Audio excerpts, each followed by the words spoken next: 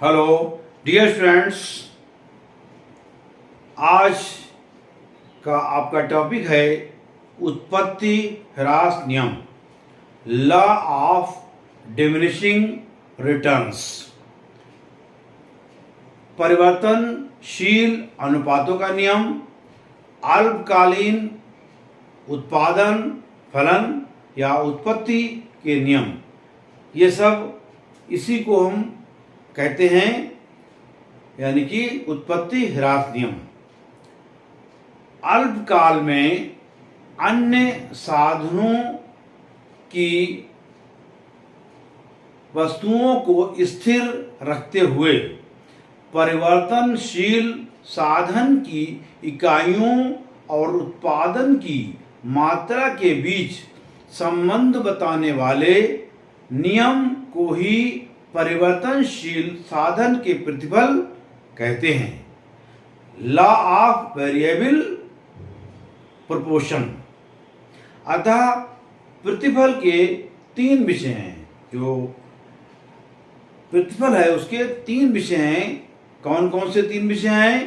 पहला उत्पत्ति ह्रास नियम, लॉ ऑफ डिमिनिशिंग रिटर्न्स, उत्पत्ति वृद्धि नियम, लॉ ऑफ इंक्रीजिंग रिटर्न्स, उत्पत्ति समता नियम, लॉ ऑफ कांस्टेंट रिटर्न्स। तो ये तीन विषय हैं, मगर यहाँ पर हम इस वीडियो में आज स्टडी करेंगे कि उत्पत्ति ह्रास नियम के बारे में, लॉ ऑफ डिमिनिशिंग रिटर्न्स। प्यारे बच्चों, आधुनिक अर्थशास्त्रियों के अनुसार केवल उत्पत्ति ह्रास नियम या परिवर्तनशील अनुपातों का नियम ही उत्पत्ति का नियम है, क्योंकि वास्तव में उत्पत्ति वृद्धि नियम तथा उत्पत्ति समता नियम इसकी अस्थायी अवस्थाएं हैं। इसे साधना की प्रतिफल के नाम से भी जाना जाता है। नियम क्या है? उत्पत्ति ह्रास नियम जो है वो क्या है? उत्पत्ति के कुछ साधनों को स्थिर रखकर अन्य साधनों की मात्रा में वृद्धि के फलस्वरूप उत्पादन की मात्रा पर पड़ने वाले प्रभाव की व्याख्या करता है। यानी जो आप पढ़ने जा रहे हैं, ये उत्पत्ति ह्रास नियम क्या बताता है हमें? ये यानी उत्पत्ति के कुछ साधनों को अगर हम स्थिर मान लें और अन्य साधनों की मात्रा की में वृद्धि के फलस्वरूप उत्पादन की मात्रा पर पड़ने वाले जो प्रभाव हैं उनको व्यक्त करता है। इनमें क्या प्रभाव पड़ेगा अगर हम इसको एक साधन को स्थिर मान लें, तो ये कहलाता है उत्पत्ति ह्रास नियम। इस संबंध में श्रीमती जॉन रॉबिन्सन ने अपने विचार व्यक्त किए। अकॉर्डिंग श्रीमती जॉन रॉबिन्सन, उत्पत्ति ह्रास नियम ये बताता है कि किसी एक साधन की मात्रा को स्थिर रखा जाए तथा अन्य साधनों की मात्रा में क्रमानुसार वृद्धि की जाए तो एक बिंदु के पश्चात उत्पादन में घटती हुई दर से वृद्धि होगी। According to Shrimati John Robinson, the law of diminishing returns as it is usually formulated states that with a fixed amount of any one factor of proportion, successive increases in the amount of other factors will, after a point, yield a diminishing increment of the product. Mrs.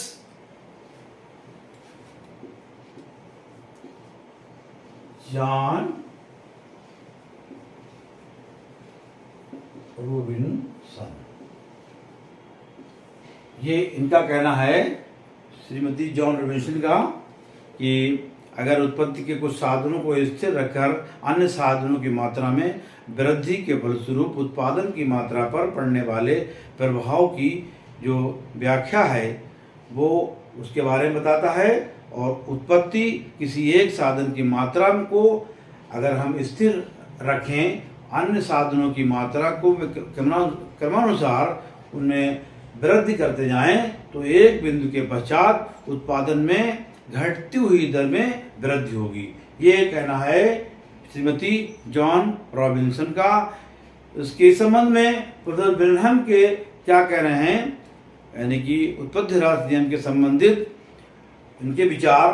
Professor बेनहम के अनुसार उत्पत्ति उत्पादन के साधनों के संयोग में एक इस साधन का अनुपात जैसे जैसे बढ़ाया जाता है, वैसे वैसे एक बिंदु के पश्चात उस साधन का सीमांत तथा औसत उत्पादन घटता जाता है। ये कहना है बेनहम। प्रोफेसर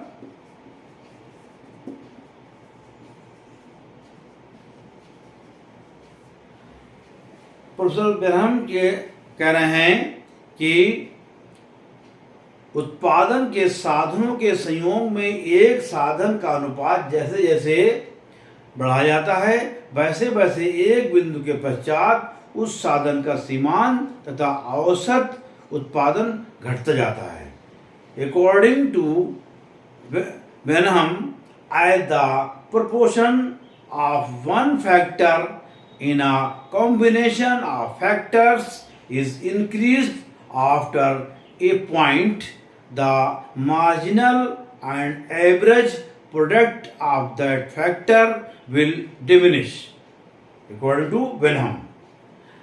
अब यहाँ पर हम इस उत्पत्ति ह्रास नियम के बारे में समरी बताएंगे आपको कि ये इसकी क्या व्याख्या क्या है।